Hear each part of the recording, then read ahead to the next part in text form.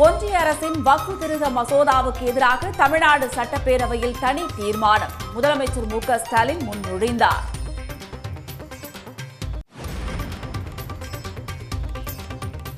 வக்ஃப் திருத்த மசோதா மத உரிமைக்கு எதிரானது என முதலமைச்சர் மு.க. ஸ்டாலின் சட்டப்பேரவையில் உரை. இஸ்லாமியர்களின் மத நிர்வாகத்தில் ஒன்றிய அரசு தலையிடும் செயல் என்றும் கருத்து. இஸ்லாமிய மக்களில் 2 குறிப்பிட்ட வகுப்பினருக்கு தனி சொத்து வாரியம் உருவாக்க முயற்சி செய்கிறார்கள். மாநில வக்ஃப் வாரிய உறுப்பினர்களுக்கும் தலைவருக்கும் தேர்தல் முறையானது ரத்து செய்யப்பட்டுள்ளது. மாநில வக்ஃப் வாரியங்களில் 2 முஸ்லீம் அல்லாத உறுப்பினர்களை சேர்க்க வேண்டும் என்று இந்த சட்டம் கட்டாயப்படுத்துகிறது. இது முஸ்லிம்களின் மத நிர்வாகத்தில் அரசு தலையிடுவதாகும். அமித்ஷாவை சந்தித்த பின் அதிமுக பாஜக கூட்டணியை சூசகமாக உறுதிப்படுத்திய எடப்பாடி பழனிசாமி சந்தர்ப்ப சூழ்நிலைக்கு ஏற்ப தேர்தலின் போது கூட்டணி அறிவிக்கப்படும் என பேட்டி.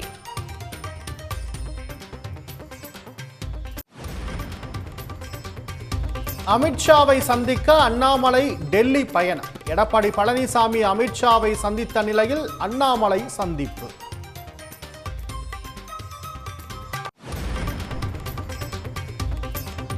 இந்தியாவின் இரும்பு மனிதர் அமித்ஷா என ஆர்.பி. உதயகுமார் புகழாரம். அதிமுக பாஜக கூட்டணி பேச்சு எழுந்துள்ள நிலையில் பாராட்டு.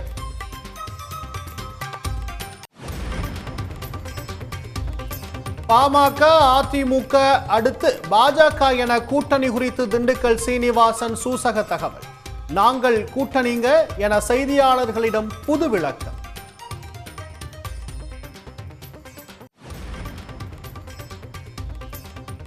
பிரிந்திருக்கும் அதிமுக ஒன்றிணைவதற்கான ஒளிவட்டம் தெரிவதாக ஓ பன்னீர்செல்வம் நம்பிக்கை. பாஜகவுடன் கூட்டணி அமையுமா என்பதற்கு அமித்ஷாவின் எக்ஸ் தள பதிவே பதில் என டிடிவி தினகரன் கருத்து. அவர் ஒரு சிறந்த ஒரு அரசியல் தலைவர். அவருடைய ட்விட்டரே உங்களுக்கு எல்லாவற்றையும் உணர்த்தும். இதுக்கு போய் நான் விளக்கம் கொடுக்க வேண்டிய அவசியம் இல்லை.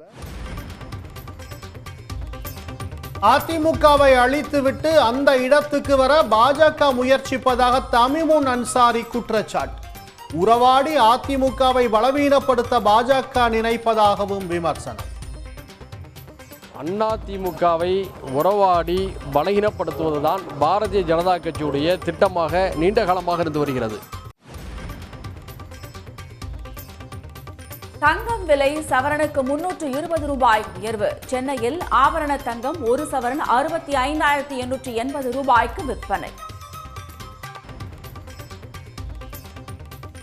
தமிழ்நாட்டைச் சேர்ந்த 11 மீனவர்கள் சிறை பிடிப்பு. எல்லை தாண்டி வந்ததாக கூறி இலங்கை கடற்படை கைது செய்தது.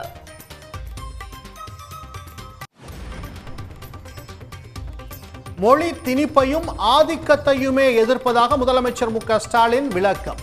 தொகுதி மறுசீரமைப்பில் தமிழ்நாட்டின் குரல் நாடெங்கும் எதிரொலிப்பதால் பாஜக கலக்கமடைந்திருப்பதாக கருத்து. மின்னணுத்துறை தேசிய ஏற்றுமதியில் 37% ஏற்றுமதி செய்து தமிழ்நாடு சாதனை. மாநிலத்தின் வளர்ச்சியை தடுக்க நினைக்கும் வஞ்சக கூட்டம் கதற கதற தமிழ்நாடு முன்னேறி கொண்டே இருக்கும் என டிஆர்பி ராஜா எக்ஸ் தளத்தில் பதிவு.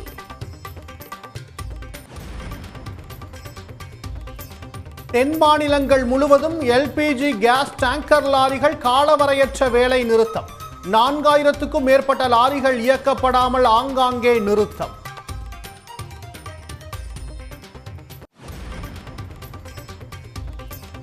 தமிழ்நாட்டில் வரும் நாட்களில் வெயில் வறுத்தெடுக்கும். வேலூர், திருப்பத்தூர், தருமபுரி, ஈரோடு, கரூர் உள்ளிட்ட 10 மாவட்டங்களில் 104 டிகிரி வரை வெயில் கொளுத்தும் என்று தனியார் வானிலை ஆர்வலர்கள் தகவல். கலைஞரின் கனவு இல்ல திட்டத்தின் கீழ் 1 லட்சம் புதிய வீடுகள் கட்ட நிதி ஒதுக்கீடு. 3500 கோடி ரூபாய் ஒதுக்கீடு செய்து தமிழ்நாடு அரசு அரசாணை வெளியீடு.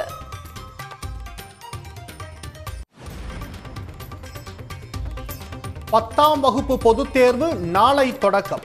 9 லட்சம் மாணவ மாணவிகள் தேர்வெழுதுகின்றனர்.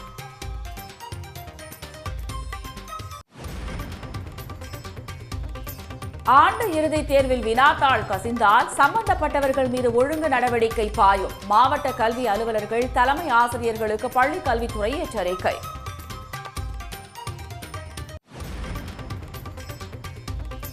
திருப்பூர் மாவட்ட விசைத்தறி உரிமையாளர்களின் வேலை நிறுத்தம் 9வது நாளாக நீடிப்பு.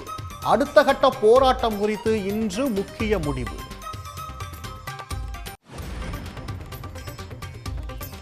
PMST திட்டத்தை செயல்படுத்தாத மாநிலங்களுக்கு நிதியை நிறுத்துவது நியாயமில்லை. நாடாளுமன்ற நிலைக்குழு கருத்து.